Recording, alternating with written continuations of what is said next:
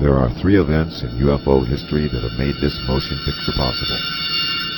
In the 1950s, Trevor James Constable unlocks one of the mysteries of UFOs, and that is the fact that most of them are invisible.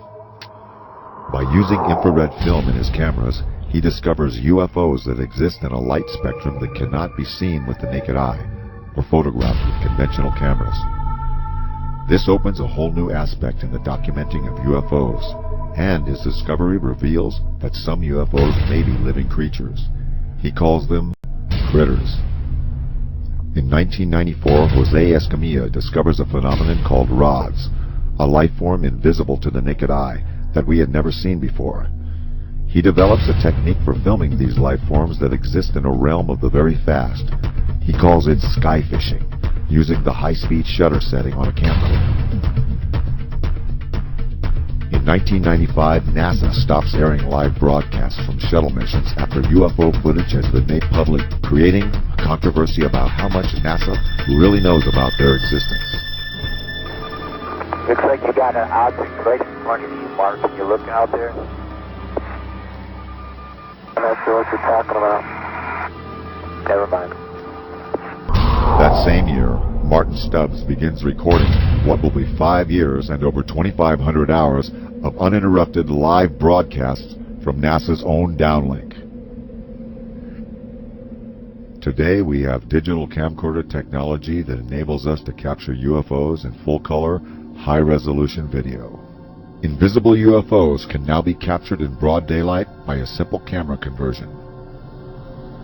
Two camcorders of the same make and model are set up side by side. Camera 1 on the left is set for regular daytime recording. Camera 2 on the right is set on night shot, which has been converted to shoot in broad daylight.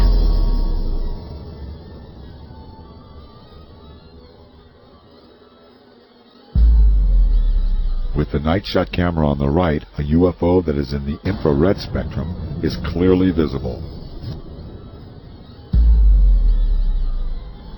Trevor James Constable discovered this.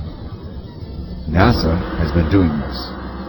And now, after thousands of years, technology has finally caught up to the mystery of UFOs. These three events bring forth the accumulation of research and evidence that not only prove most of them are invisible, but that many UFOs could be living bioorganisms.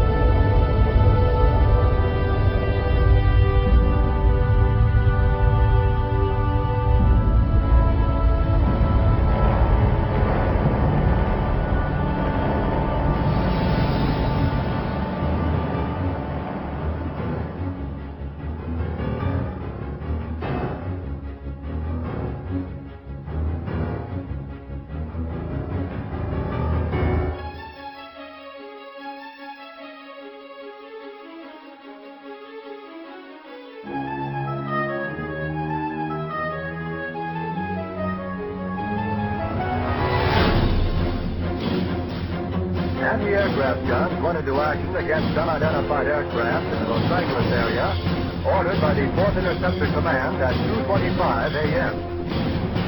The unidentified object moved slowly down the Pacific coast from Santa Monica and disappeared south of Long Beach. Searchlights closely followed the object down the coast and kept it centered in their glare. Shells frequently could be seen bursting near the object, but none appeared to hit it. The shooting stopped about 3:30 a.m. Approximately 20 minutes after the firing died down, the ship returned and headed westward from Long Beach toward Santa Monica. The guns went into action again, hurling round after round of shells at the object. The second barrage appeared to be closer to downtown Los Angeles, since watchers could hear the concussion of the guns more clearly, and the flash of bursting shells was brighter. Then the ship disappeared for the second time over the ocean. We return you now to CBS in New York. That was Byron Palmer on the West Coast.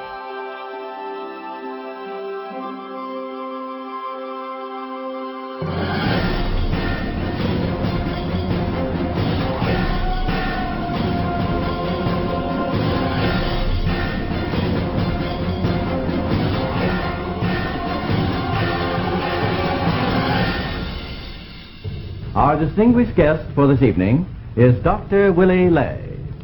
Well, now, is our own government, our own Defense Department, taking the flying saucer report seriously? They have to. After all, the Air Force, which is the one which is investigating, is charged with the defense of our skies. So if there's anything in the skies which they don't know and cannot account for, it makes them understandably uneasy. Major Donald E. Kehoe, a retired Marine Corps officer, insisted that the Air Force knew more than it was telling. We are being observed by some type of device which is ahead of us, far ahead of us, and is probably controlled by a highly advanced superior civilization. It has reached to the point where many people in the Air Force have the same conclusion. In fact, the Air Force at one time had a top-secret estimate that these things were interplanetary spaceships. Right now, if you report having seen a flying saucer, you open yourself up to ridicule too, which is something which is deplored by the Air Force. In other words, members of our audience who might, for one reason or another, see a flying saucer can make the reports to the Air Force and be rendering a service now, Yes. and not invite ridicule. Yeah. Instead of being a subject for ridicule and a big joke, actually is a serious matter which could affect the lives of all of us.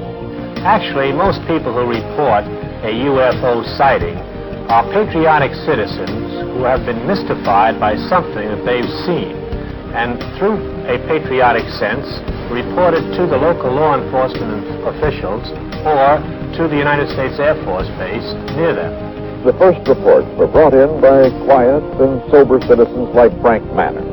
I looked north of me, and there looked like a fallen star there. It was red and kind of coming down, and on about a 45. And so then I watched it, and I was going to see if it landed, and then maybe go down and see what it was. And when it got to the top of the trees, it stopped, and a blue and a white light come on it. And I looked at it, and I thought I was seeing things. Frank Manor's UFO remained over his swamp more than 4 hours. His children saw it, his in-laws saw it, residents of the area saw it. And I saw it looked to be shaped like a pie. I could see the front of it. I just saw the round front, and I could see the lights on either side.